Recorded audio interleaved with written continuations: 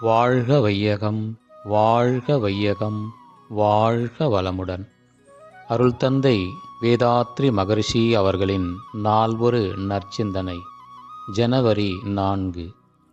தலைப்பு: உடலோம்பல் இறை வழிபாடு.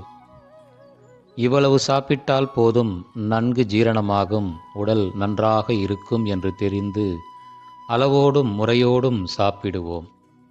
ஆனால் சுவையாக இருக்கிறது என்று அதிகமாக சாப்பிட்டால் அதை ஜீரணிப்பதற்கு வேண்டிய அதிகப்படியான அமிலம் எங்கிருந்து சுரக்கும்? பற்றாக்குறையின் காரணமாக உணவு செரிக்காமல் தேங்கி போவதால் புளித்து போகிறது.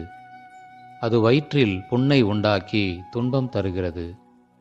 மனிதன் அறியாமையால் செய்யும் தவறுகள்தான் துன்பமாக விளைகிறது.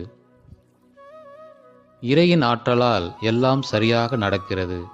ஆனால் நாம் ஆசையினால், மறதியினால், இறைவனின் செயலை மறந்ததினால் அதிகமாக சாப்பிட்டோம்.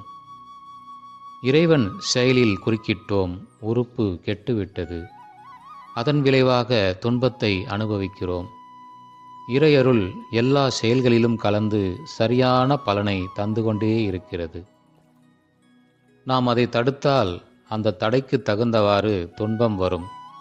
இதை தெரிந்து கொண்டால் இறைவனுக்கு பயந்து நடக்க வேண்டும் என்று முன்னோர்கள் சொன்னது தவறாகாது. செய்தால் துன்பம்தான் வரும், சரியாக செய்தால் இன்பமே நிலைக்கும். இந்த உண்மையை தெரிந்து கொள்கிற பொழுது இறை உணர்வு வருகிறது.